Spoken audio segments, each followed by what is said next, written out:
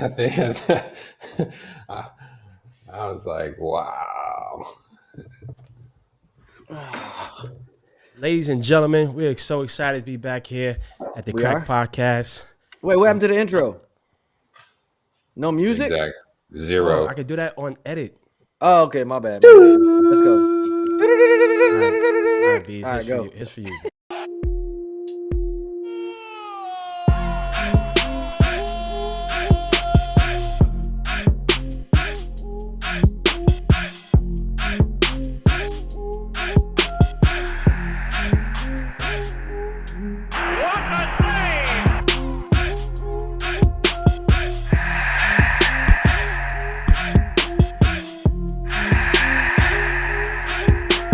Ladies and gentlemen, welcome to the Crack Podcast.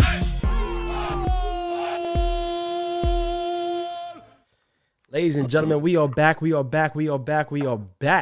to the Crack Podcast. You're on with your host, Mr. Mabricio, Mookie Wilson, and I'm so honored to be joined by two legends. Let's get a big round of applause, please, for Damarcus, Beasley, and Oguchi, Onyewu.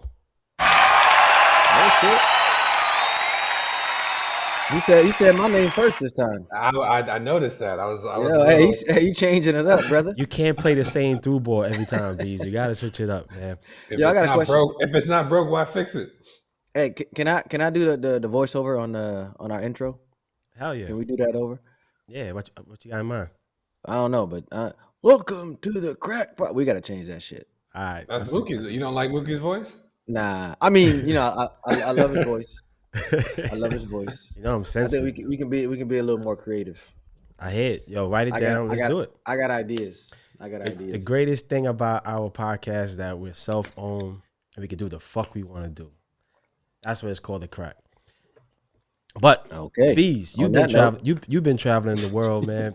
This is what we starting with? Okay, cool. You've been traveling the world, Gooch. I see you've been kicking the ball recently. Have you been stretching? And tell us a little bit about.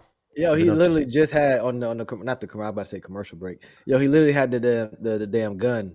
I'm glad you blew him up. Otherwise, yo, there it is right there. Otherwise, he would have been fronting like, "Oh yeah, I'm in shape." So was that a self-inflicted injury? You moving your muscles too much? I mean, what? If you call getting old self-inflicted, I mean, what you want me to tell you? I don't know. That's what I'm asking. Don't you hurt when you get out of bed in the morning? No, I do You're not. a liar. You I a do damn not. lie. I don't. Damn lie. I don't. I don't got a reason. I don't have a reason. Rigid, stiff bees that could never touch his toes. Yo, I still can't.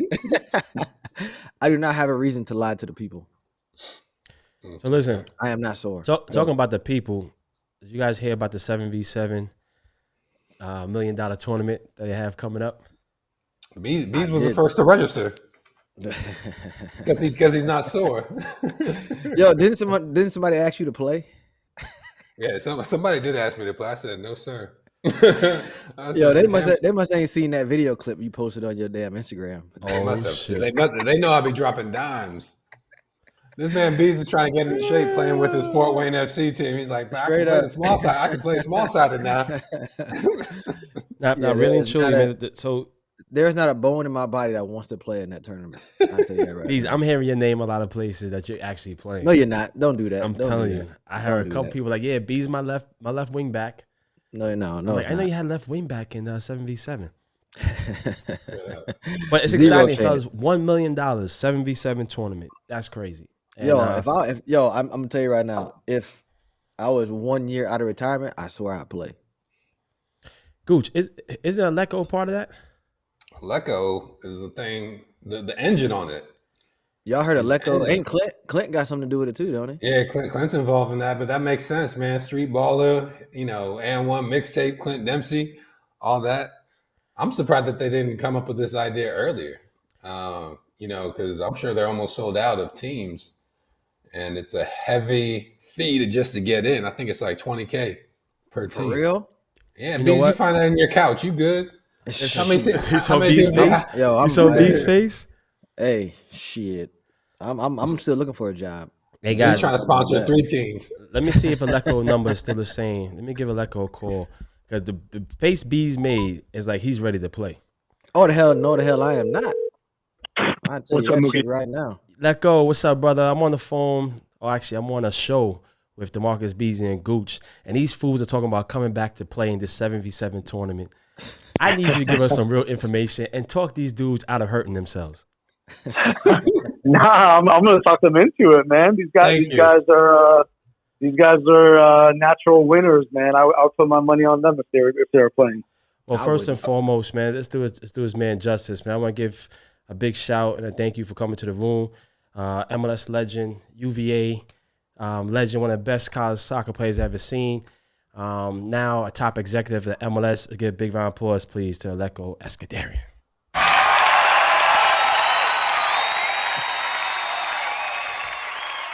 Now, Aleko, I'm hearing you're one of the... Didn't you win the Herman too? I did. See, we don't go through all that gooch when we officially have him on as a guest, you know? But now he's a businessman who I hear is a co-founder of the TST soccer tournament.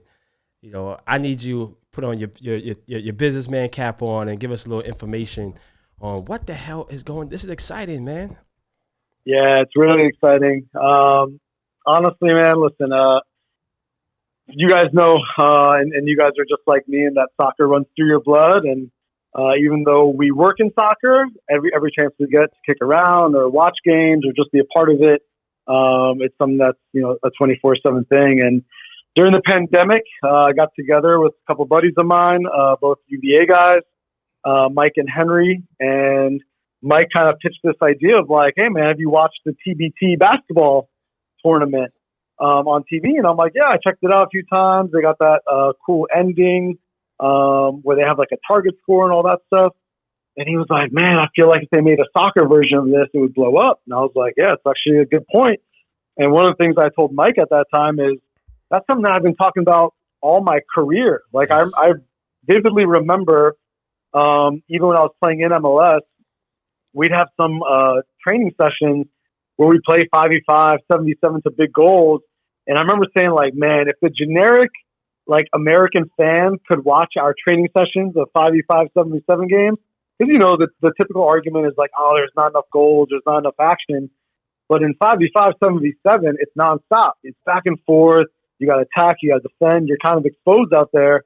You can't really have any weakness. So, you know, all throughout my career, I always thought about that. Like, man, if fans could catch on to like that 7v7 game, I think they'd have a different perception of soccer. So we ran with our idea, kind of prepared a presentation, got the folks at TBT on board, and the rest is history, man. We're finally putting it all together and making it into a reality. So it's a really exciting time. So let me ask you this, Aleko. So what's the difference between like that and like indoor? Because I know indoor is 5v5, but why do you think the 7v7 will be a more action-packed game more so than an indoor match? Yeah, I mean, listen, indoor is a little bit too helter-skelter with walls, with you know, it's almost like on steroids a little bit. Yeah. And to be honest with you, it's not really great for your knees or for your body as well. But it's a different game. So with us, with the 7v7, it'll be on grass. It'll be like your typical 7v7 field dimensions. The goal is a little bit bigger than I know what we deal with in New York City playing 7v7. Because again, the point of it is to have good attacking soccer. There are some rules that also come into play, which is no slide tackling. Nice. Balls are kicked in, like all very much focusing on the technical part aspects of the game. Gooch is out. Yeah, Gooch is out. No slide tackle. Gooch can't play. But Aleko, so you said bigger goals. So they're using 11v11 goals? No. I would say like a hybrid size. There's still like the small 7v7 goals, just like a little bit wider. Yeah, I know what you're talking about. Now, there's a rumor that that Damarcus Beasley. Man, stop saying that, dog. There's no rumor. There's no rumor that I am playing. And he's playing striker. No. But I am hearing that that it's sold out. Is that correct? Yeah, I mean, we basically have a waiting list period right now. Wow. We got way more applicants than we thought, which is a great problem to have. So we kind of cut it off at 22 teams that have already been signed up and they're good to go. And then we have a waiting list that's currently filling up as well. And we'll kind of go through the applicants and make those final decisions. But the response has been tremendous. There's been a really shit. I don't see why. like I mean, it's $1 million price tag. Shit. I know. Yes, of course. You got it's 7 people. Man. We've had some former pros coming out of the woodwork. Obviously, you guys know about Clint, but Jimmy Conrad has jumped in the mix. Heather O'Reilly from the women's side. Let's talk about that, right? I had an argument with a friend yesterday talking about what type of players would do well in a 7v7 environment. Yo, Jimmy's gonna wait. Jimmy's gonna play, or he's gonna like own a team, he's gonna coach or put a team in. He's fit, he's playing. He's playing. Oh, Lord. Oh, Lord Jesus. Yeah, I know my guy Amobi Okugo. He's hitting the gym. He's getting ready to play. So Amobi's got a team. Oh, yeah, look, it's going to be a good group. Bees might just make a comeback then. Nah. Here's the $1 million question. Who's on your team, Aleko? At the moment, I've not put in a team. I have been non-committal about even joining a team. When the time comes, we'll see how I feel. But for right now, I'm kind of sitting on the sidelines and just kind of watching. You're going to see Leko walk up with a Ronaldinho. You're going to have some bomb squad talking about, I don't know if I was going to play or not. But listen, our brother. Listen, if I do put in a team, you guys are the first 3 I'm calling, all right? So make sure you get in shape. Hey, I'm going to tell you right now, don't call me. don't call me. But listen, Mookie, to answer your question, man, the ideal 7v7 player, in my mind, has always been Clint Dempsey. And exactly. I say that from experience because I watched that man just boss 7v7. I don't know why you hating so hard right now, Grandpa. Man, you need defenders in these games, right? You can't just attack all the time. Good luck. We need defenders with a touch. But in saying that, listen, we just want to say that I think it was an amazing idea, a lot of excitement for next summer. I'm mad we didn't come up with the idea first, but this is something that we excited to see, to watch. Will this be on ESPN?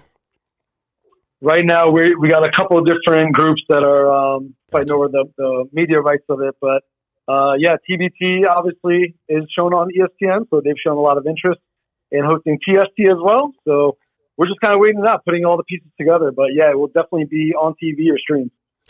Well, like I said, man, I just want to say that we would love to have you on, for a full session. And, you're one of the people who was very interested in, and even from your father, you're a real footballer. So make some time for us, brother, and let us know who you have to call, when we have to send a check to get you on. Anytime, man. You guys are family for me, and I have to say you guys are motivating for me as well. What you're doing with this podcast has been fantastic. The guests that you guys have, the content that you guys are putting out there. So keep up the awesome work. Keep inspiring other people. And yeah, man, it would be a pleasure to be on with you guys. Appreciate you, family. So formal. All right, enjoy your day. All right, much love to you guys. Thanks. All right, peace. Listen, I want to ask you guys. I want you to take some time, but you guys played in so many different clubs through so many different countries. It's a hard question, but life is hard. I need to know from Oguchi Onyewu and from Damarcus Beasley, who is your 6 teammates? Because you have to play. That if you was entering a team in this tournament, that you would choose from all your teammates you've ever played in club, not international. Like in their current fitness state now? No. Full time. I say because we old, dog. No, I'm talking about. I'm talking about playing in general, state right at their peak. Gucci Onyewu, give me your goalkeeper to the striker. 7 players. 6 players. Can you starting? All right, cool. Dita in the goal. Where did you play with Dita? I just want to hear it. Milan. I just want to hear it. Thank you. Everybody knows. Me, great. Thiago Silva. In front of us, Pirlo. In front of him, Isco. You can't pick the whole Milan team. But you can do what you want. You can do what you want. You can do what you want. I said in front of him, Isco. This not even fair, dog. Next to him, Ronaldinho. On the other side. I'm out. And our number 9 will be either you gonna say Zlatan or Boateng. Depending on who, Bote might be a better. Bees, we got to change the rules. You can only pick 2 players on the club team. Yeah, it's over for me. Oh, man. Bees, let me hear your 7, brother. Man, What position you playing? He said I'm not Jimmy playing. Conrad. You playing? Yeah. Hey man, shout out to Jimmy, by the way. That's my homie. Shout out to Jimmy. This man about to win $1 million. Who would I start in the goal? goal. That all the what you said the clubs I played for? Club teams only. Club team. Let's see. I would probably go with ready? I'm gonna go with another Brazilian at goal. I played with him at PSV. My boy Gomi, he played at Tottenham as well. Gomez. Yeah, Gomez, Yeah. How about my homie Gomez? And I mean, it sounded like Gooch had he thought about this for a minute. Like I'm just going off top. Excuses, Gooch. Yeah. I'm trying to think of who I played with as a defender that would Alex. Yeah, I was gonna say Alex. That's my first shout. Another Brazilian would be my first shout. But you know what? I'm gonna go with man, I don't even know, dog. All right, let me go back to the defender. Midfielder, definitely Koku's got to be in there for sure. You know what? I got to get a little bite in it, so I'm gonna pick Barry Ferguson, my Rangers captain. He was good, man. I like the mix up. Barry was good. Very good player. Who was on the squad on Man City when you were there? Man City. Anybody like Micah was there. The goalkeeper Ireland was. Yeah, Stevie Ireland was He wicked. was nice. Yeah, Stevie was wicked. He reminded me of Madison. Madison reminds me of Steven Ireland. Yeah, Michael Casper was on there. Oh shoot! Would you not put Joe him Hart? in goal? Joe Would Hart. you not put? What's up? Would you not? Oh shoot! You got goalies, huh? Yeah, but yeah. But I do. I'm gonna go with Gomi though. I'm still going with Gomi. As a striker, I'm just gonna go striker because I can't think of anybody else. As a striker, teams that I played with. You know who I'm gonna go with? That might even probably surprise y'all. I'm going my dog from Puebla, Luis Garcia. In his prime, yeah. Yeah, well, that's what we're talking about. That's what we're talking about. No, that's why I said it. Liverpool legend. Obviously started, in Spain, Barcelona, and I can't remember where he played before that. Atletico Madrid, I think he played for as well. Can't remember. But really good player, technical, smooth on the ball, Great right foot, left foot. You don't have to run too far. Yo, I mean, his passing ability was crazy, and he's a good dude too. Yeah. Who was your 9 at PSV? We had Jan Vingegaard Hesselink, and then when he was out, we had Farfan. Farfan, yeah. Yeah, but he wasn't. No, he was still a winger. Yes, I know, but he played like in that position, like a false. Yeah. Because we had, and our top 4 or 5 was Jan, Jeffa, Farfan, Jisung Park, myself. Park. Yeah, G Park. Damn. Yeah, I might put him on there too. Yeah. I might put G as a midfielder as well. Park run too much. Everybody be frustrated. frustrated. Exactly. He'd be frustrated. Exactly. So yeah, look, there you go. That's my team right there. But no, you haven't even picked a defender. Just one defender, Alex. That's how you playing. Yeah, I'm just gonna pick Alex. No, B's the other defender. B's the other defender. Just for lack of time, I'm gonna say Alex. But yeah, I got Barry Ferguson, I got Jisung Park, I got Luis Garcia, and I got Philip Koku. That's my squad. To our listeners, put in the comment section who you think will win in that 77 matchup. Gucci's team or Bees' team. Let us know. I'm telling you, we got some quality now. Hey, don't sleep on my team. We got some quality. We got some winners. We got people that can run. Stop trying to convince the fans, man. Of course, that's what you got to do. Why I'm gonna have a team and not say I'm gonna win, and why we will win? Hey man, may the best team win. That's all I'm saying. Yes, and very excited, man. But listen, we can run fellas, the simulations. I want to bring back one of our segments. It's called Say What? What? You guys are the best at moving without the ball I've seen in a long time. Yeah, I give credit to Steve, man. He came in and he had a vision just to keep that thing hot. I mean, he gave us the perfect example in FC Barcelona. They call it tiki-taka. It's just kick it to the open man, and with us, just hit the open man, keep moving, and it just plays to me and Steph's strengths so much, as well as Draymond, because Draymond can facilitate. Say with Wiggs and Jordan, it's perfect. I don't know how tiki-taka. I mean, these people are around the perimeter just dropping threes. So I don't know what he's talking about. Yo, but look how amazing that is for me to hear, right? And for us to hear, sitting here in America watching NBA on TNT, to hear that the world champions referring to Barcelona tiki taka as a style of play for them to win in basketball. That's dope. Yeah, it is. Dope. That is dope. And if it's true, then Steve Kerr is actually trying to use other tactics than the regular schmegular X's and O's basketball, and he's looking elsewhere to kind of make his team kind of different. This is a different team. I mean, so it's working. And I also show you the I mean, power. well, yeah, but you see, yeah, I mean, well, I've heard in different. He's always talked about soccer. He's always talked about soccer. He's a fan of the game. He loves the competitiveness of it. Sorry.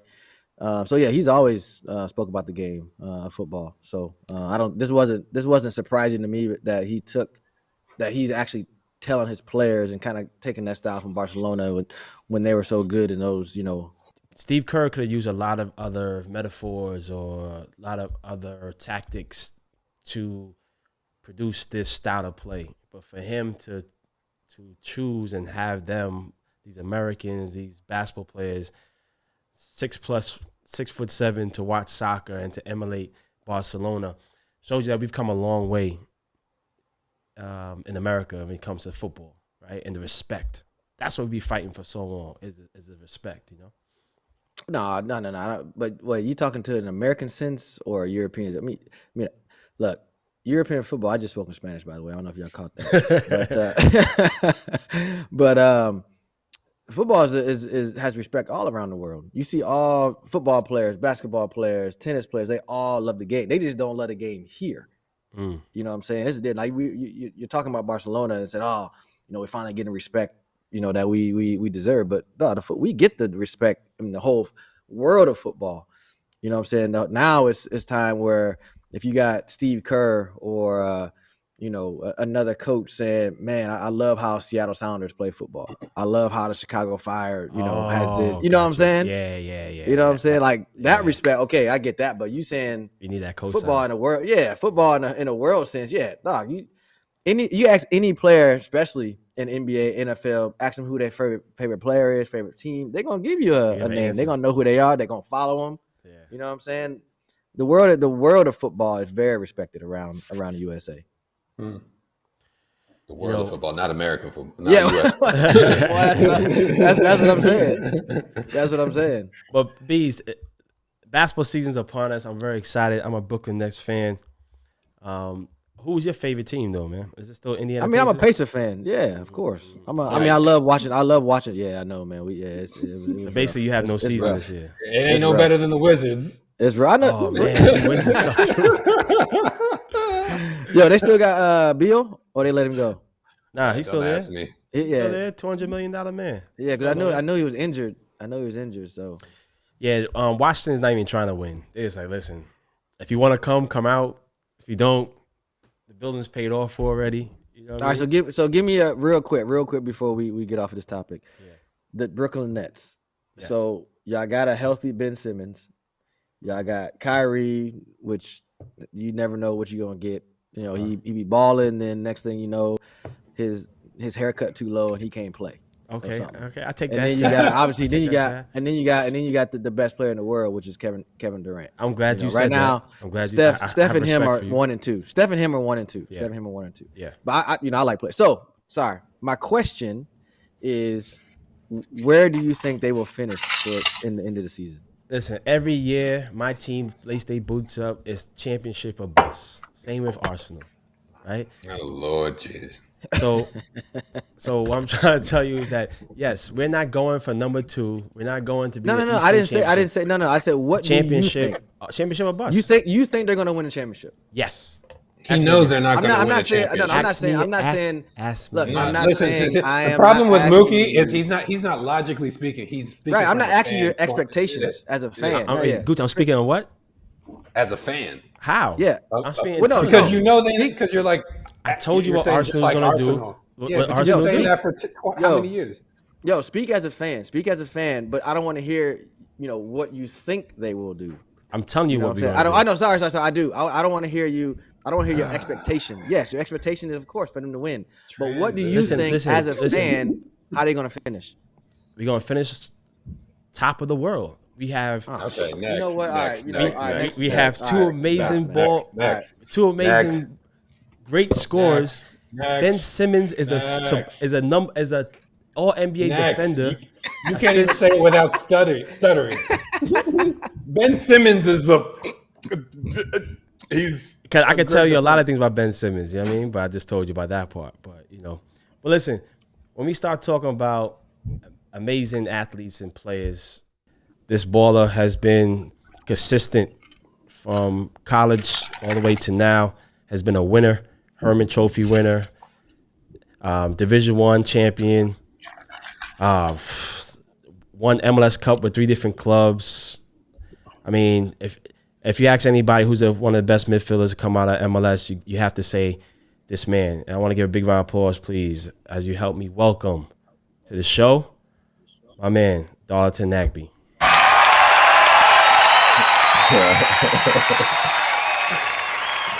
What's the deal? Yeah, what up, fellas? Yo, what'd you think about that intro? Yeah, what'd you think? No, it was good. It was good. He pumped me up, so I appreciate it. Yo, D, they hate on me. D, they don't fall into their situation. They hate on me, man. They hate on me, man. It's a tough job with these two guys. I think you could have put out one more accolade, but Listen, we have so many accolades, but a great thing, there's no rush. My boy is here. I'm so excited to see him and have a conversation with this man, because you're like a mystery man, D. Like you do your little interviews, but nobody really know who you are. And It's you're infectious. by design. Exactly. And you're infectious, man. The fans, your teammates, everybody loves you. But how you feeling? No, I'm feeling good. Off season, but we're still training, so I'm just at home relaxing with the fam. That's what I do in the off season, just kick it with the fam and the kids. So that's about it. Yo, I ain't gonna lie. I ain't gonna lie. So when I forgot when I left MLS for the first time, and obviously I came back when I came to Houston, and obviously we made the playoffs 1 year out of the 6 I was there, and we had to play. Well, we had to train like almost a month until after the season.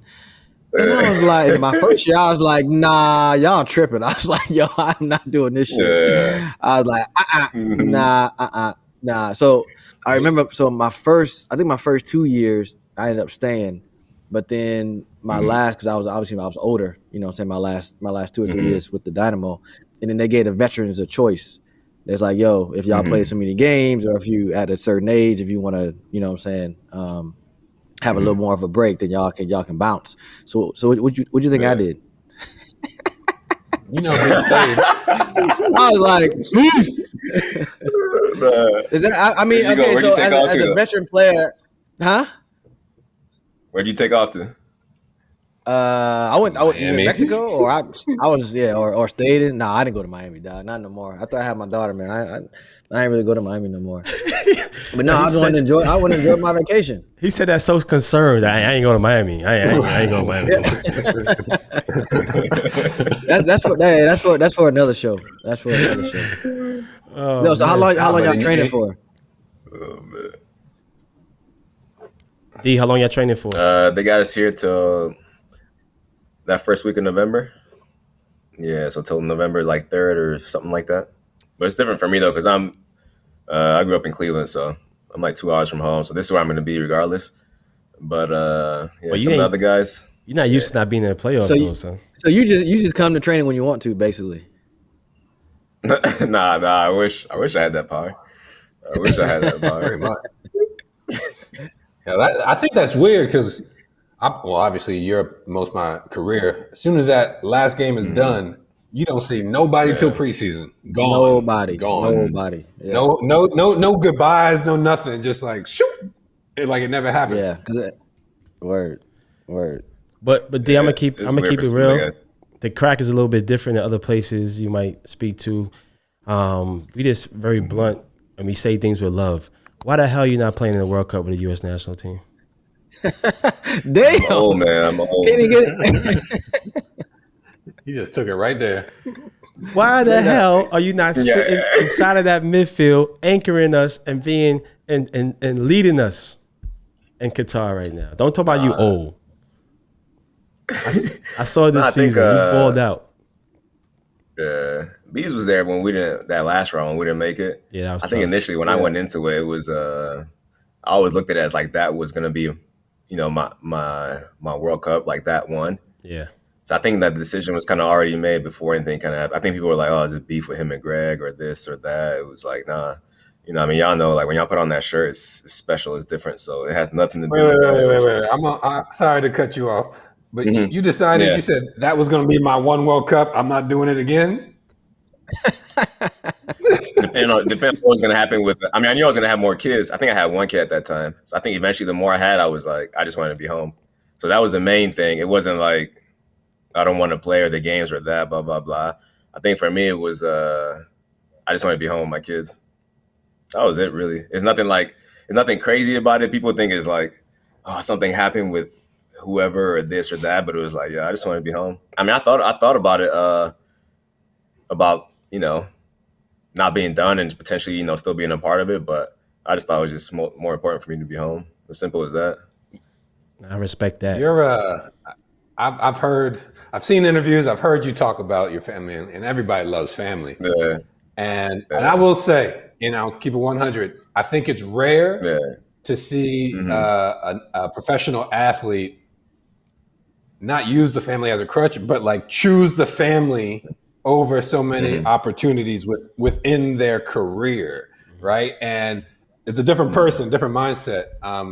I just know that for myself, like I've made a lot of sacrifices, and family being one of those for my career. And obviously, you made that decision. You're like, you know what? Nah, this is this is more important than me kicking a ball. But at what point was this how you always were, even in college, or at what point were you like, nah, it's family? Because you didn't have family forever. So at what point did this take precedence over everything? I would say when I got married, I think that was fine because it was just me and my wife. So it was like, hey, wherever the game takes me, that's where you go. Then I had one kid, then two kids, and then it was like, I kind of, I want to be home. And then we got pregnant with the third, and that's when I was like, man, that's when kind of like the thought of Europe and even going to play Europe and everything just kind of like stopped after that. After that, it was like, nah, like I just need to be home, take care of my kids, help my wife out, and do that. You know what I mean? And like you said, though, it's not like it's not the popular choice. Couldn't you bring them wherever you went? Yeah, that easily. Easily. Some of y'all, a lot of our teammates do that. My teammates now are from different places, and they brought their kids and their fam. But for me, it was always like, family comfort first. So no matter where I would have gone, you know what I mean? I'm sure there would have been that adjustment period. But I think I just wanted to have my family be settled, not constantly thinking about, am I moving? Am I going here? Am I going there? Just kind of stay put wherever I was.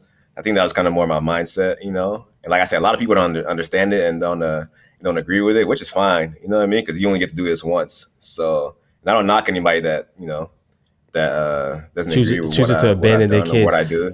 Let me ask you this. Just on what you said, with your answer from Gooch. You said you didn't want to, move from different, if you're in Europe, you didn't want to move from here to there to, wherever, So was there a thought in your mind that playing in Europe wasn't as stable as playing in MLS? Because MLS, you the man.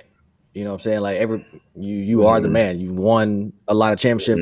Any club will want to have you, you know what I'm saying, in MLS. But, Europe they don't care anything about you. You know what I'm saying? If you have 2 bad games in a row, it's a wrap. They're looking for your replacement in the winter or the summer.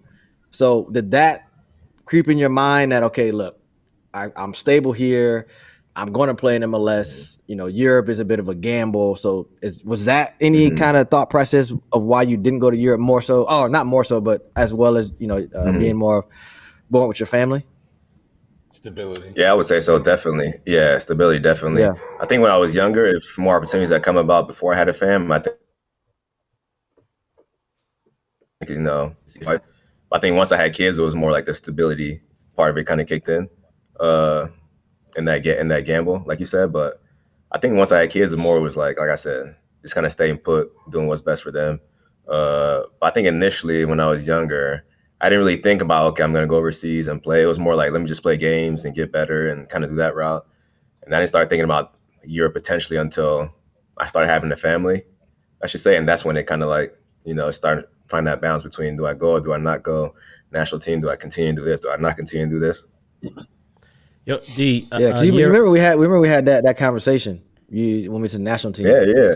And we got around on the bikes and we were talking about Celtic. And we was like, I could have win, it kind of broke down. Because you said you went over there, right? You went over there for a minute to see the sights and see the club and blah, blah, blah. But then you came back. Was that still the same? You still in the same process of because, you want to be more close to your family? Is that why it broke down? Yeah, I would say so. Not transfer fee, really. All that stuff. Well, tell us about it now. Come on now. Hey, tell the story now. Hey. Hello. You can't just say transfer fee and then don't give us a story. Why else didn't you move to Europe, to Celtic? I think it was more I think I was in Portland at the time, and I don't think they really thought I would want to go. And so they were like, Celtic want to have me over. It was a Champions League game. They played Barca actually. That anthem went off, and I was like, "Whoa!" Yeah, I was like, "This is it." Yeah, I was like, "This is different." Like, this is different. And then I talked to my wife. And Brendan Rodgers was the coach at the time. So for me, it was like I didn't qualify to go Prem at the time with the work visa and all that stuff. So for me, it was more, a stepping stone. Obviously, to speak English there, my wife would be comfortable, everything. So it was like a stepping stone. Go there, boom. Brendan Rodgers is there. Hopefully, do well and then move on. But then it never got to that, the transfer fee and all that stuff. So yeah, I ended up staying in Portland. But I think I didn't push for it as much as maybe I should have pushed. I mean, I could have went in Portland and be like, blah, blah, blah. Yeah, okay, because of the transfer fee. I mean, one thing I a year ago I wouldn't have understood you passing up playing in Europe in terms of for the family. But I recently just had a son, and now I understand it. Right, when I don't want to go away as much. I'm excited to come home. So I have to respect that. But did your mother instill that in you, and that value? Yeah, I would say my mother. I grew up without my father, so I think that's the thing that kind of kicked in me wanting to kind of make sure I do everything I can just to be the father. Yeah, exactly. So, but at the same time, but I love and I respect the guys that go like y'all. I respect y'all for doing that. You know what I mean? That's not an easy decision to kind of go there and get used to a different lifestyle. Obviously, everything pretty much different culture. Yeah. So I think for me, it was just balancing. Do I do that, get my whole family and my wife situated and adjusted, or do I stay here? More stability. Like you said, if you're performing here with your team, there's a good chance you stay put. So it's all those things. You can go there and perform and still, they still want to move on from you. So it's just, it was more of those things. Yeah. They're just looking to, like you say, for your replacement as soon as you get there. Bees, if you know what? Hold on, Gooch. One second. Hold on, Gooch. 1 second. Hold on, Gooch. Hold on, Gooch. Now, Bees, if you had your daughter in your prime, do you think it would have affected the countries you would have moved to through football? It would depend. I know it affected me towards the end of my career. That's why I stayed in Houston. I had chances, I wanted to win. Yeah, I had chances to go to Portland. I had a chance to go to Seattle. Nothing was set in stone, but there were conversations. Talks, what I'm saying? Like, okay, how much would it take, for you to come out here? And I was like, I thought about it because I wanted to win. I was tired of losing every year. Houston is my end of my career, and I still had that fire to to play for a team that was actually competing for MLS Cup. Or MLS Final. And but I ended up staying because it's close to my daughter. What's up? Said you just bit the bullet. Yeah, I did. So, but I was older though. So, it wasn't, it's the same, but it's not, so it's kind of like apples or oranges with D's talking about. And then, my situation, cause I was older, I was, I'd done everything in my career. I was towards, the last 1 or 2 years. I didn't have any Champions League, teams coming to talk to me, so it was a bit different in that aspect. Ooch. D. So, no, real quick. So, one, I respect your person because you're very comfortable having like a different opinion than everybody else, right? And not a lot of people are like comfortable to be like, you know what, F y'all, like this is me. I'm gonna do this. I don't care what you say. And obviously, your choices have given you like a great career, right? You've won 3 MLS Cups with 3 different teams. You're highly respected as one of the best midfielders in the modern game right now in the MLS. With all your successes and all the decisions you've made, all the choices, do you feel at all that you didn't actually reach your peak because of other options that you let go by? Even as good as you are, you know what I mean? Yeah. I wouldn't say I didn't reach my peak, and no regrets also. But I feel like if I hadn't won here, I feel like I would have. I think because of I've been a part of good teams and the championships and things and all those things, I feel like it's not validated me for. I just feel like I made the right decisions with that. I feel like if I was just here and I was on different teams and and I didn't win and I just was just playing and still just a good player, I feel like I probably would have been like, man, I should just gone over there and just test myself and see what it was like. But I don't like talking about it because I didn't go. So I'm never the type of person to say, even if people ask me like, why didn't you go, or you could have done this or done that, I'm like, I don't talk about it. I didn't go there and did it. There's guys that went there, the guys that went there and and did it and did work and played and made those sacrifices. So it doesn't matter what I think about those players, they went and did it and I didn't go and do it. D, as a fan of yours, right? I was a little frustrated on like your lack of call-ups or your lack of playing time with the national team. And I know some people will argue that you were in competition with Michael Bradley during the era of Bob Bradley. Is there any truth to that, or how did you take that space? Well, of course you're gonna be in competition. Why wouldn't he be in competition? Maybe he could play higher up than him. Maybe we could play together. I'm asking him as a person who's in the inside. That's how I'm looking at it as your fan on the outside. Is there any truth to that? Yeah. No, I don't think so. Jurgen came in. He gave my first call up, so that was, I appreciated that. How old were you? Hey, wait. Why you smile when you said that? What's up with you and Jurgen? Yeah, he must have gave you some more insight. Yeah. Yeah. See. No, y'all you smiled a little. You smiled a little bit too much when you said Jurgen when his name came up. How the hell it take Jurgen to call him up? This man's been a winner in the league for so long. So I got citizenship, and then Jurgen called me up right away. So I didn't have citizenship at the time. I don't think a lot of people knew. Yeah. So they were waiting for, So I got citizenship, and then Jurgen called me. I got my passport. I think he called me up like 2 weeks later. So even before that, there was just speculation when he, why he hasn't been called up, and when he does get called up, what's going to happen and all that. But no, when I came to camp, Michael was cool. I played some games along next to Michael, and I thought those games went well. And I think Michael's a good player. I don't know what it is sometimes with some people. I don't even know why he was asking that question. I didn't get it either. I didn't understand the question. Yeah. Well, I'm trying to figure out he's a midfielder. But he's a center mid, even if it's an 8 or a 6, because Michael can play the 8 or a 6. So when you see the list, where did Michael play? Where did Michael play with the national team mostly? Can I finish? Where did Michael mostly play on the national team? I don't know. What position did he play? What position did Lord. Michael play on the national team? He played the 8. He played as a 6 and an 8. He played both. He played evenly. What he mostly played, 8 or 6? Both. Well, depending on who's the coach. He played both. Nagbe, what position you play? Both. Exactly. So what? Isn't that competition? Okay. No, but that's a normal thing, though. In competition with, that's a normal thing. You know what I'm saying? If I'm a left back at the time and I see I go, more so to left midfield. So when I see Eddie Lewis or Bobby Convey in camp, it's a competition. You know what I'm saying? Like, that's normal.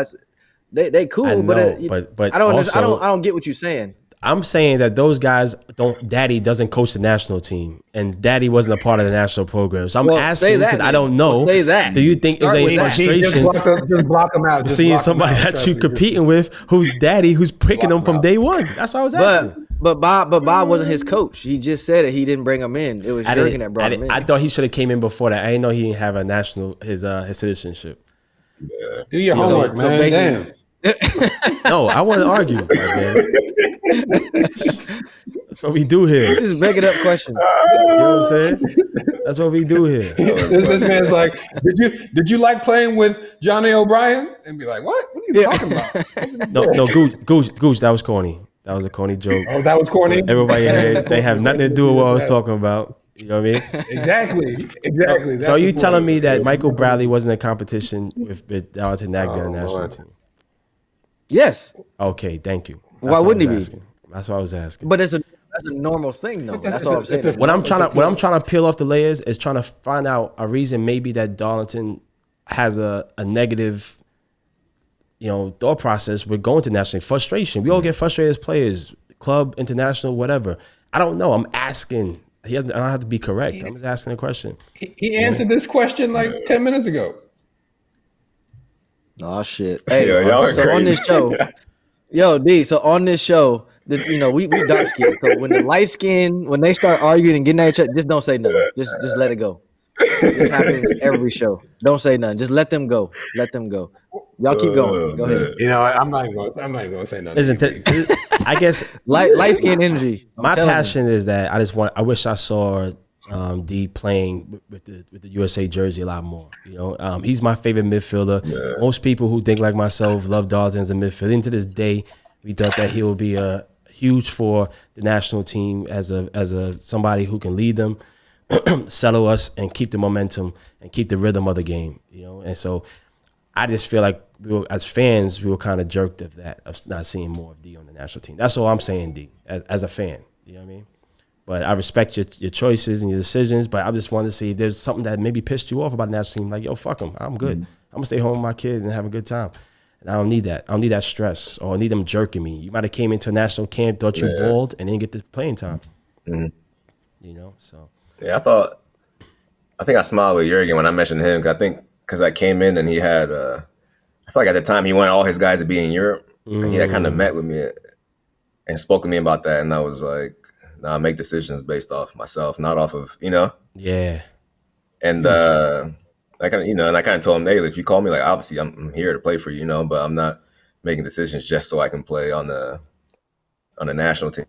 Which is a lot of people wouldn't do that. I've seen players go overseas to get those opportunities to play with the national team. Like I said, I fully respect that. But they were trash, D. Name the names. They were trash. They still got opportunities to play in the national team. Just couldn't play in Europe. Name them. They were trash. Before we get out the subject, so the conversation, and you can answer or you don't have to, because obviously when you talk to coaches, it's between you and the coach, right? And we as players we know that shit. So when you did have those conversations with Jurgen, did he say specifically that you have to play in Europe, or is he just kind of pushing you to, play in Europe, that you can play in Europe and trying to give you that motivation that, hey, you can play in Europe, you got a step more in your career? Or he was like, yo, if you want to play for the national team, you have to go to Europe? No, it was more so I think he saw me and saw the talent. So I think it was more so like confusion by him, like, hey, why aren't you making an easy decision? It's pretty much what he was saying, So at the time, which is, I respect it, but I just let him know, like, I'm not making those decisions. Sorry, that's my son. I'm not making those decisions. Oh, no, can you say what's up? Make a cameo. Yeah, based off anything. Say what's up, bub. It's Kingston. What's up, Kingston? What's up, Kingston? What's up, Kingston? As a Jamaican, I love that name. You the man, Kingston. No, but that was mostly, that was why I smiled about him. But at the same time, it's like, and I'm grateful to him. He was the first coach that called me up, and gave me my opportunity. And he brought me in every camp, maybe besides one. So yeah, I'm grateful to him. He gave me my first opportunities, and that's just one move I wasn't going to make until I thought I was ready, my family was ready, and it was the right situation situation. We're talking about opportunities, man. Let's discuss your coach recently got let go, but Coach Porter, how important he's been in your life, man. Yeah, I know we were supposed to do this last Wednesday, but that's why I didn't want to come on. I didn't want to come in here with negative energy after that decision. So Respect thank that. y'all for having me a week after today. But no, that's my guy, man. It's one of those. Me and him are so different. That's why people always confuse. When they see I've been with him on multiple teams, we're probably opposites. But he wants to win, and I want to win. And it's just when you think about it, he'll get it. It's not the professional side of it. He'll get a job elsewhere. He'll get opportunities. He's been a good coach, 2 championships, 2 different teams, so he'll get a job. But it's more so the fact that I might not work with him again. So I think it's more so that situation than him losing his job. I was talking about influence, but you talk about opposites. What makes you guys opposite? Is it style of play or just personality? Personalities. He's gonna talk to you. He's gonna get in your face, try to motivate guys that way. I'm more quiet. If I got something to say to you, it's one-on-one, and I just try to play well every single game and do the right things. And hopefully people see and follow versus kind of getting after people and trying to talk to them. Gooch. Do you understand and agree with him being let go? Or are you like, because you have a very strong connection with him, you're like, nah, they made the wrong call. You know what I mean? Can you be objective and be like, okay, I understand why. Yeah. I understand why. We won in 2020 and we missed the playoffs 2 years in a row after that. So that's the business. That's the business. You can point at the players and everything like that, but I feel like the coach is always first to go. You can't get rid of the whole team. So so I understand it. Obviously don't agree with it because I wish he was still here one more. Give him one more season to right that. But it is what it is. That's the business, and he'll go on and continue to coach without me. And I'm continuing to play without him. Is the writing on the wall that they're blowing up the team, getting rid of the coach? Is the writing on the wall by letting Porter go that they're gonna blow up the team and kind of rebuild again? I don't think so. I think that's just how the business goes. Got you. Especially here with I'm not sure about Europe, but here with playoffs, I feel like that's our thing. Like you got to get in the playoffs, and after winning a championship, so you prove that you got the team to do it. Some of the same guys. So he missed the playoffs. So you don't have that Mbappe power. You gonna have a new coach. You gonna hire a new coach. You gonna hire new players. Because look, Mookie talk. Look, wait, hold up. Hear me out now. Leave my name out of this. You didn't want everything in MLS, college, everything. You know what I'm saying? So I think that you warrant this power, like the Mbappe power got at PSG. Word. Naming a new coach. You want to who gonna be a new number 9 next year? Who gonna be the 6 next to you? Who gonna be your new coach? I think they need to give you that power, 100%. I think that's a new way. I agree. I'm just saying. We're gonna start that campaign. I'm just saying. We're gonna start that campaign, man. Darlington and Mbappe. I'm just here, man. I'm just here. I'm just working. We'll see who they bring in. I'm sure they'll make the right decision. I'm just working. Bees, he got a paper right in front of him, Xing out coaches' names. The names.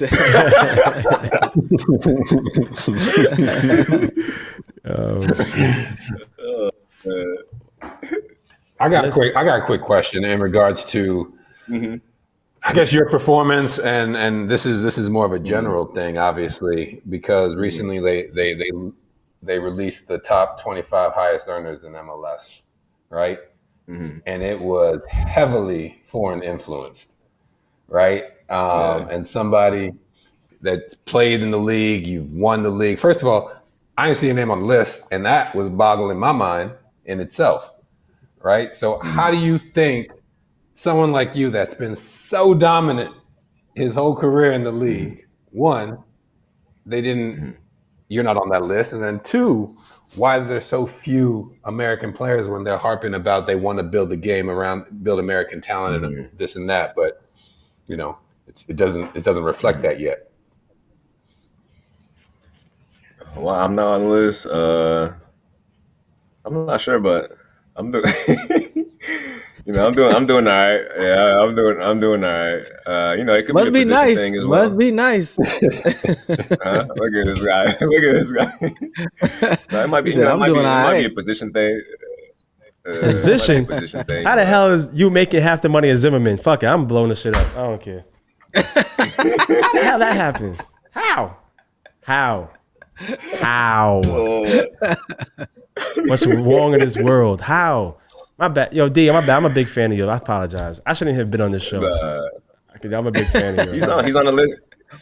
So I'm assuming he's on the list. I didn't see a list. I'm assuming he's on there. He upped it. So you got an American on there. I won. Yeah, so you got an American on there. There's like One. we got Walker, we got Josie. Who else we got? That's it for Americans. Walker, Josie, and For top. yeah, man. Oh wow. That's it. Damn. Yeah, exactly. It's kind of great. They're growing the game. They're building these great foreign talents, but at the same time, it's like your domestic talent is still getting trumped. We're not getting the respect financially, or you guys, you're not. I never, you're not getting the respect that Let's say, I know this is Beasley's former club, but Hector Herrera, don't tell me he was outperforming you in the league, right? Yeah. So make it make sense for me.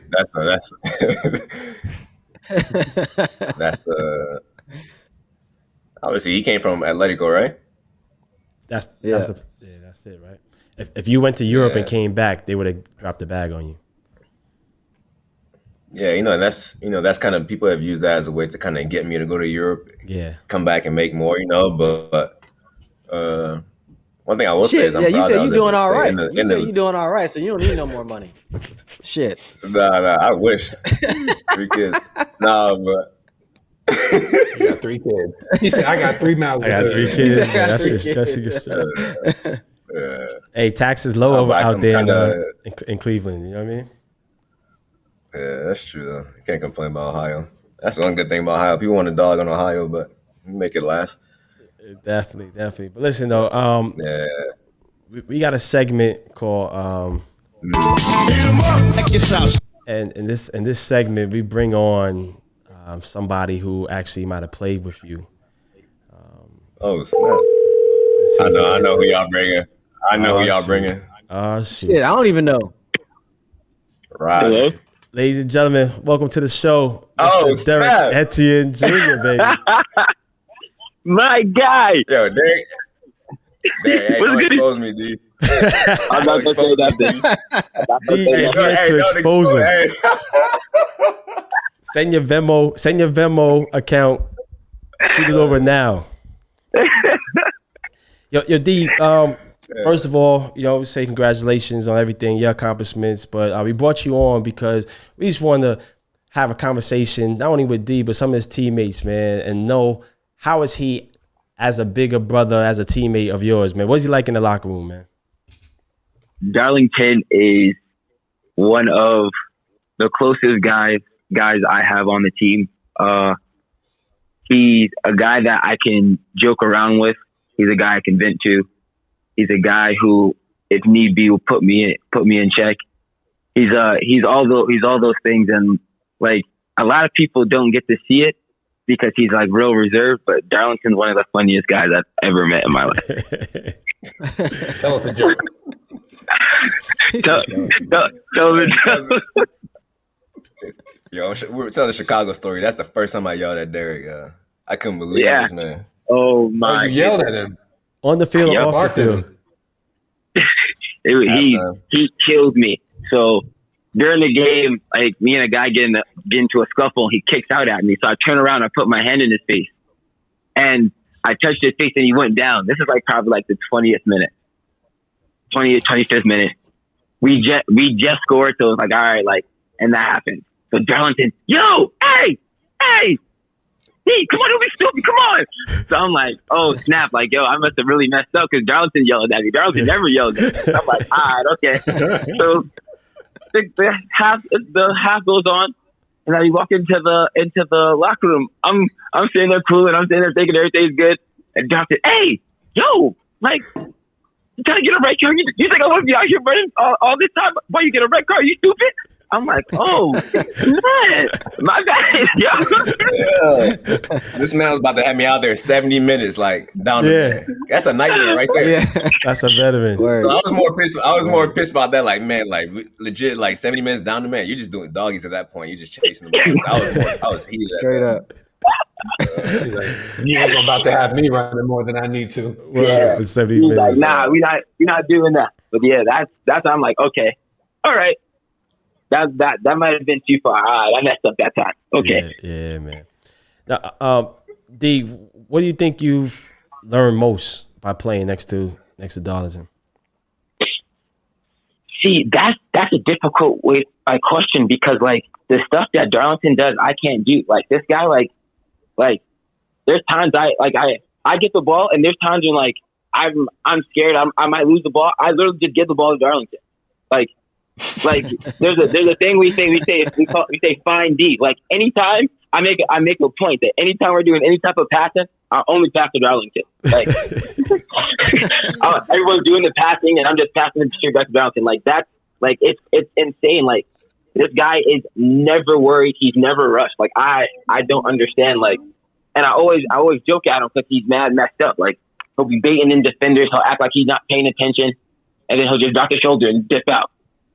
And I'm just like, yo, like these guys have families. Be like, don't.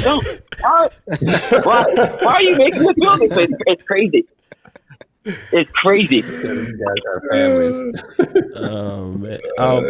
But I'll add something to that. You know what I like, and I just heard from Derek what he said, because you know you are so reserved, and you know I spent a couple camps with you with the national team, so I got to see that, you know, quiet, chill. You know, we went out to dinner one night. You know what I'm saying? Funny as hell. But the fact that you have that leadership quality, you know what I'm saying? That's something that I don't think people see. You know what I'm saying? Because people, I think leaders, you know, lead by example. You got leaders that are, or captains or whatever you want to call it, that, you know, shout and yell and they're all energetic and blah, blah, blah. But then you got leaders that lead by example. And then when they need to speak up, they do. And that for me, you know what I'm saying, is a true leader, because you don't have to say, you know, you don't got to yell after every single damn play. You know what I'm saying? But when there's something serious where you need to speak up, you do. You don't let that shit, you know, stay inside yourself. For me, you know, I think that's a trait of a real leader, you know, in that locker room. And that's you, man. I didn't know that. I didn't even know that about you. So I'm happy to hear that, you know, that you have that trait in you to be, you know, that leader, you know, in the squad. And that's why you are who you are. That's why you've won so much, you know. So, you know, big respects. So big respects. Yeah. To add to that, like you got guys who, like, Darlington don't need the band. Like there's a lot of guys, you know, have those guys who find themselves to be the vocal leaders of the team, who are always, you know, right there to speak and all that stuff. And it's like, yeah, but it's like it don't matter who it is. If it's the youngest guy in the room, or it's the top guys, the coaches. When Darlington speaks, everyone, you stop and you listen. And it's, yeah, like, I don't think a lot of people actually do realize how important Darlington is to all the teams that he's been on. Like, yeah, you might have the guys who get all the headlines and all that stuff, but like he makes teams tick. I think that he needs to get his flowers, because I feel like a bunch of people are playing with Darlington like this guy ain't the GOAT. Like, he's not top 5. Top 5, definitely, definitely, man. My little bro pumped me up, man. But I'm just speaking facts. No doubt, Darlington. I'm a huge fan of yours, and also I got a chance to watch Derek grow as a player as well.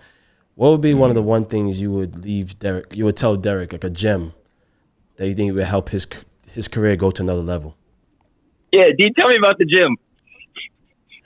The gym. I mean, I tell him, hey, I say there's always eyes watching. That's one thing I always tell him. You know, even like if I get loud with him, if it's in training, I had to yell him in training the other day. It was something, we were just doing a little scrimmage, and, you know, he started popping off. They brought in these linesmen and stuff, you know, and just, I was like, hey, there's always people watching. So for me, you know, he's had a great season. I'm not just saying that because he's my teammate, he's my little brother, but I'm like, you know, you were just talking about that top 25 list, you know, but he needs to start creeping up and, you know, working his way towards being in that top 25 list. And I think this season he proved that he can do whatever you ask of him.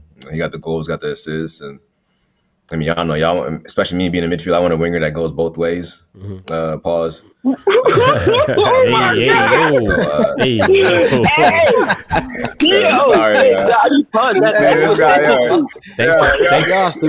Thanks, everybody.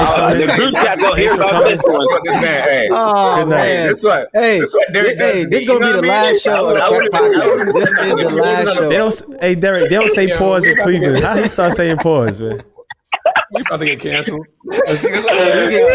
We getting canceled. That's the wrap. Oh my goodness! Wow. I had no idea you was that person, darling. Oh man! Hey, you started. I told you changed me, man. You started acting. Oh man! But I'm just giving this man his flowers, like I said. No doubt. But D, thanks for joining us, brother. Of course. All right. Good luck. Peace. Later, guys. Peace. Oh my God. Wow. Yeah, man. Wow. That right there is Darlington getting comfortable, opening up. This is only on the crack, baby. Only on the crack. Only on the crack. He never felt like this anywhere else. As he should. This is gonna be our last show of our careers, by the way. Yeah, you know that, right? Thank you for being our guest on our last show. But D, I got some questions about here we go. Mookie questions. Yeah, so D, you made it, right? And you see like these homegrowns now who come straight into the league, young, and majority of them don't make it.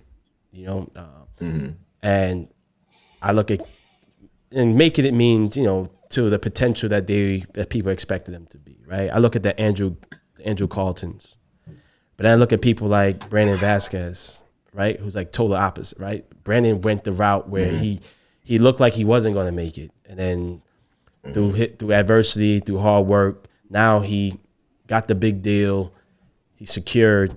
But then people like Andrew Carlton, who was supposed to be the next Pulisic, went a different route. And now is playing in USL. You played with both, but tell us a little bit about how you feel like those roads went separate.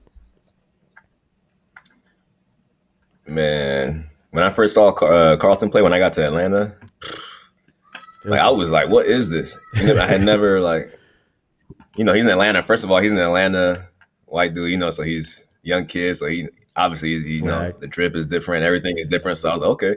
I see that he stepped on the field. I was like, man, this kid, he's going to be special. And that's the thing. I think it's tough. Like you said, the homegrown route, and I've talked about this with, some of my teammates. It's tough when you got, especially now the way the league is going. I feel like when I got drafted, I got opportunity to play right away. I went to an expansion team. I feel like the talent was different 12 years ago, too, than it is now. Now you buy guys 8, 10 million, they come in the game, especially those attacking position, your wingers, the attacking mid, and all those. So I think it's tough for guys like Carlton, those attacking positions. Yeah. Even when Brandon, when he was there, he was behind Joseph. Yeah. It was like, so Brandon had to leave, and Carlton is just, I can't pinpoint and say exactly what it is that, it didn't happen for him. But the kid had talent, man. The kid still has so much talent. And when I first saw him play, like I said, even had a kid, Chris Gosson, that was there at the time. I was going to bring up those Chris two name boys. too. I saw their roommates. Man, I saw Chris Gosson. Yeah, I saw Gosson play. I was like, man, it's like I saw myself, but maybe not as quick and athletic. But I was like, yo, this guy smooth. He reminds me of myself. Yeah, he was comfortable on the ball. Yeah. Right foot, left foot. But I think it's tough. So for him, if you're a young guy, right? Let's just look at him. If you're a young guy, Chris Gosson in Atlanta, you played a 6 or 8, and they bring in me, then you're looking at it like. Yeah. Why am I here? Same with Carlton. They brought in Barco, and then Almiron left, and then they brought in T, I think, at the time. So it's tough. It's tough. I think, the homegrown thing has to be the right type of club, right situation. People are actually gonna believe in you. Yeah, I agree with that. So I think, so for Brandon leaving, I think it was right for Brandon to leave. I think he was behind Joseph, and he wasn't gonna play much. So but it's tough though, depending on your family's, economic situation, support, the decisions, exactly the decisions that you make. But People always ask me, my son, I don't know what he's going to do, but it's different. If I look at my son, you got to look at the whole picture. Like, if you sign homegrown, are you going to play? Yeah. Are you going to be on the bench? Is there a plan for you?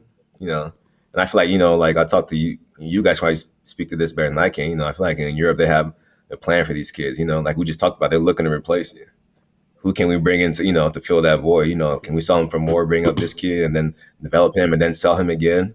I don't know if we really have that mentality here, especially with the American guys. I think we do it with maybe some of the younger Latino guys that we bring in. Yeah. We bring them in, 8-10 million, they perform. Can they perform and then we sell them? But homegrown, I understand it, but like you said, for the few that do make it, there's a lot that don't make it, and if they don't make it, can we find a way to help those guys, take care of those guys, whatever way it is?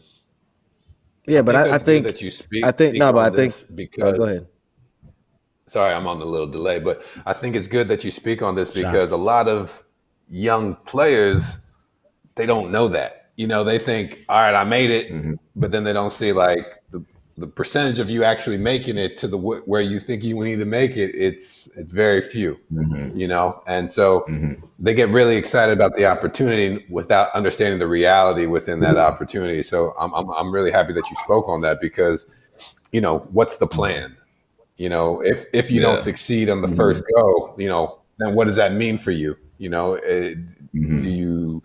you pull an audible or do you stick in there and try and make it work? And a lot of people find themselves in a position where they don't even know the answer to that, right? They don't even have a plan B. So, yeah, and I'll add something different to that. Is that I agree with what you said. It does depend on the club, because you look at some of the other players. You look at Philly, you look at the Dallas, you look at even at Seattle. You look at and I'm missing a lot of clubs that do well as far as having a real pathway when it comes to New York, a real pathway when it comes to these homegrowns getting chances. They have an actual plan for these kids. Like, okay, look, I got Darlington Nagbe. He's 17. He's not ready yet, but we're going to give him 500 minutes this year. You know what I'm saying? He's going to play that amount of minutes this year. We're going to figure it out, and they got that for, maybe two other players. But the club, the ownership, the general manager, sporting director, the coach, everybody got to buy into that same idea. You know what I'm saying? You can't have a club or a coach that, okay, for example, Philly, and Gooch, you can speak on this. You know this better than I do because you play for the club. You're not going to bring in a coach that doesn't value the academy system and the youth, because that's what they do. That is what the club is built around. Business structure. You've seen, but I'm saying, but you can't just say, what I'm saying, that it's a whole league's problem. It's a club problem. It depends on what the club or how they value the homegrown academy system. You know what I'm saying? And yes, granted, those players do go to Europe because that is what they want to do. They want to be a selling club, which is fine. And they still compete, which is great. That's probably the hardest thing to do, is to have homegrowns, sell them, but then still compete. You know how hard that is in football, in Europe, in MLS. That shit is hard. You know what I'm saying? So I just think, yes, I do agree with what you guys are saying, but I still think that it does depend on the club structure and what their philosophy is and how they run their club. I watch some of these clubs, their structure for homegrowns is all marketing, right? We can sell the academy. Well, part of it is. The fans. Part of it is. Sell the fans. But every year we make sure we sign X amount of homegrowns with no intention of playing these players. That's different. Yeah, that's true. Yeah, every club is different. Every club is different. You know what I mean? Every club is different. But D, have you thought about what you wanted to do, in your next chapter? That's so funny we're talking about this. Yeah, being damn, you retiring the man already? No, you have to talk about it. Listen, I was talking to my friends Damarcus and Gooch about retiring 5 years before they retire. Not about retiring, but just setting yourself up. You know what I mean? I don't agree with Mookie often, but I'm going to agree with him right now. It's better to have a plan and have an idea of what else you have a passion for outside of playing, right?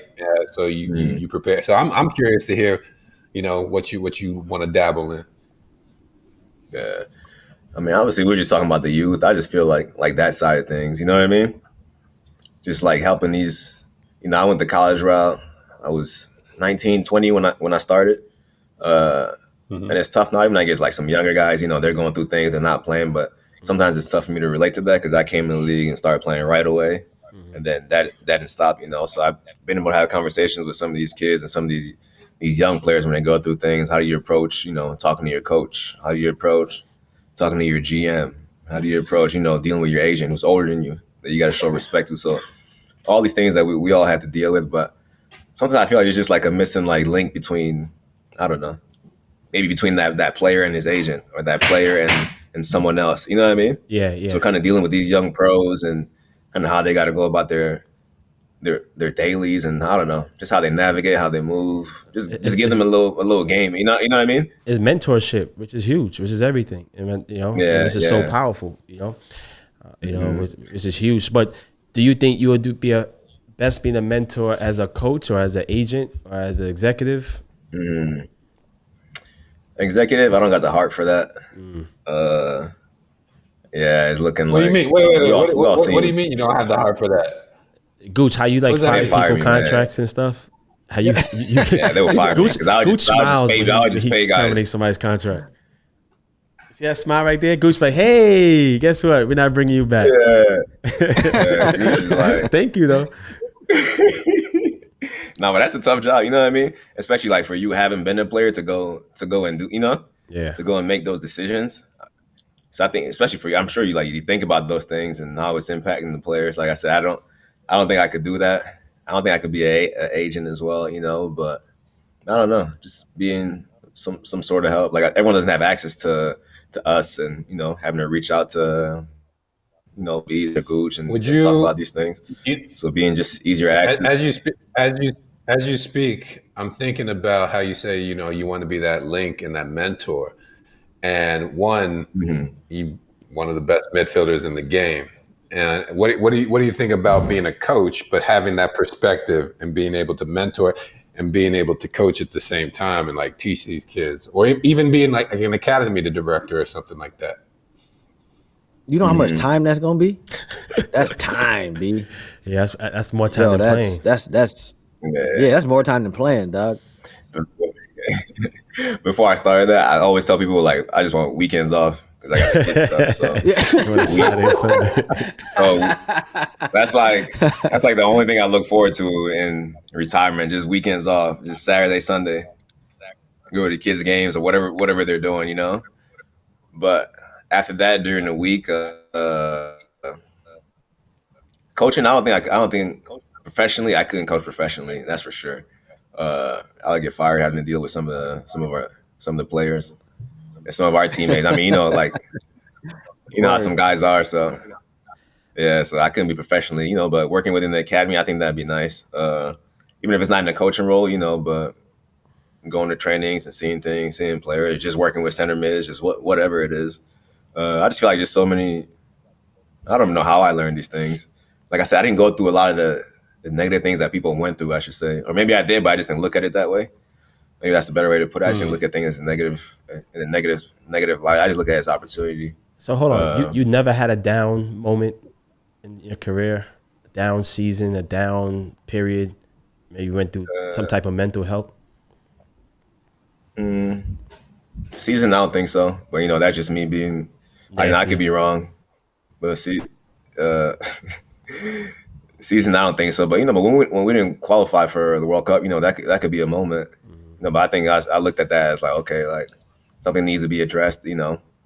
Hopefully they address it. Hopefully they find the right way to do things, so we're not in this situation again. So that's how I kind of maybe I flipped it too much in my mind, but I try to flip things like that. Like what good is going to come out of this versus the negative side of it that I don't get personally to go to a World Cup. Okay, like what is there a lesson to be learned from this? Like is the group as a whole, like, are we learning from this? So just things like that. And then another one was 2020. Actually, I had COVID for the final, MLS Cup final. Wow. And everyone was like, man, like hit me up, blah, blah, blah. It was funny because my wife was not next to me because obviously I was isolated, but we would go outside and hang out.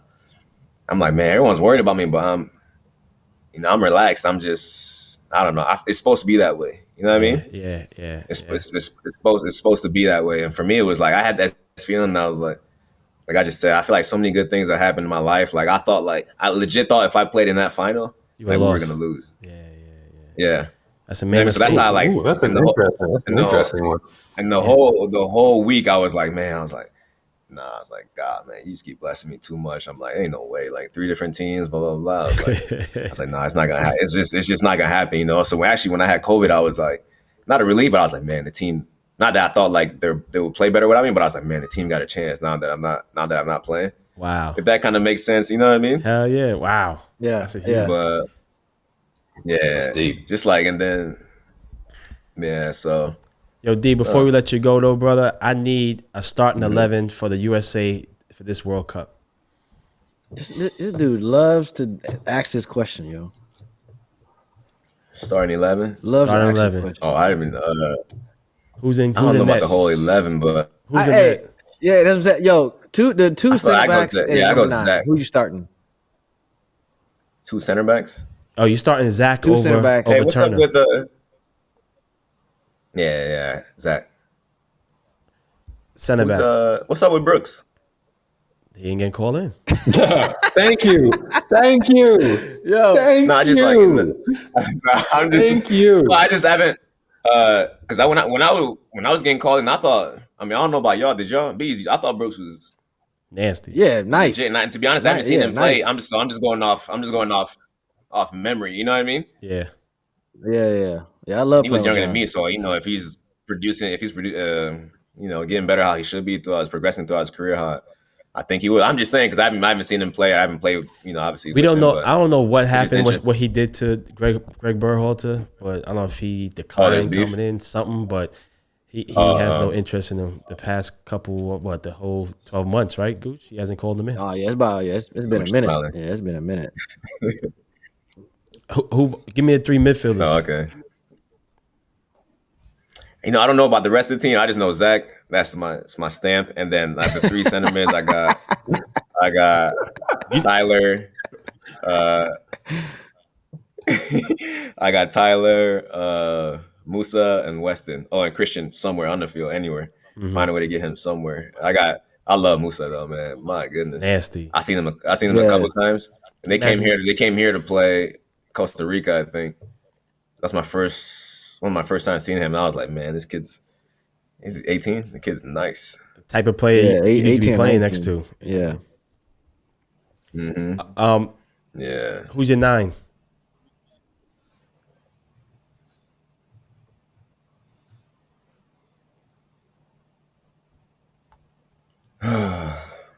Tough one. Everybody gets stuck on this one. Yeah. I feel like some guys have come out of nowhere too, right? Well, we have Ferreira from Dallas, right? Pepe, right? Yeah, we have Ferreira's Sargent. nice. We have Sargent. We have P. Folk, who plays for Union Berlin. DK's hurt.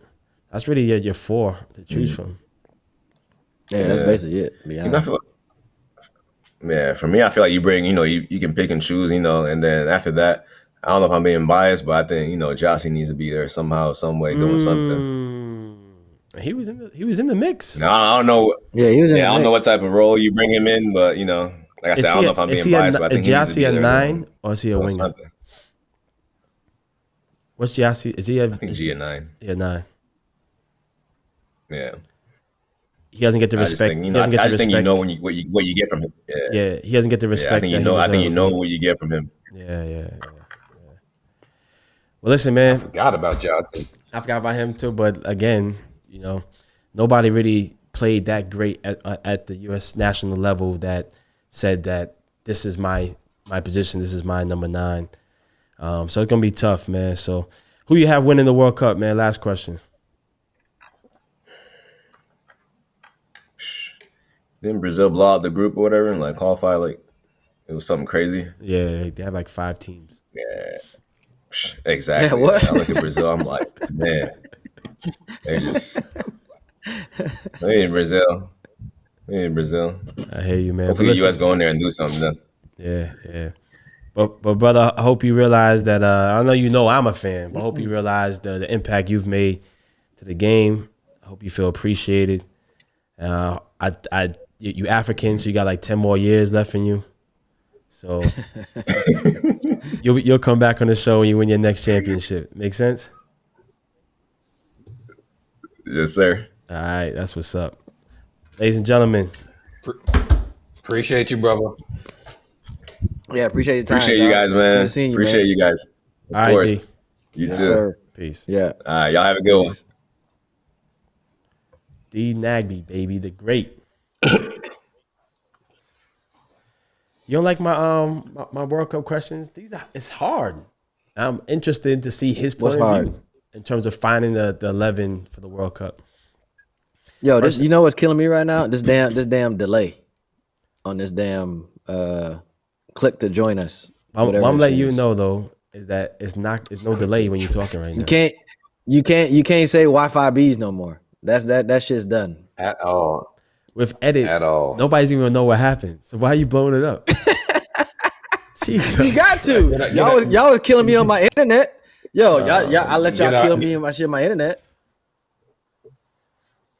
What? Yeah, he ain't wrong. ashamed? Today your internet was messed up, Loki. That's Today crazy. your Yeah, it's internet definitely was on me janky. today. Definitely on me today, man.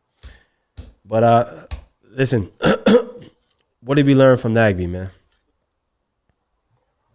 Soccer, football is what he does, not who he is. Ooh, I like that. That can be the heading of our That's show. the title. That's the title. Yeah, there you go. The title. That's the title right there. Yeah. Gooch, take us away, please. Yeah, man, I did.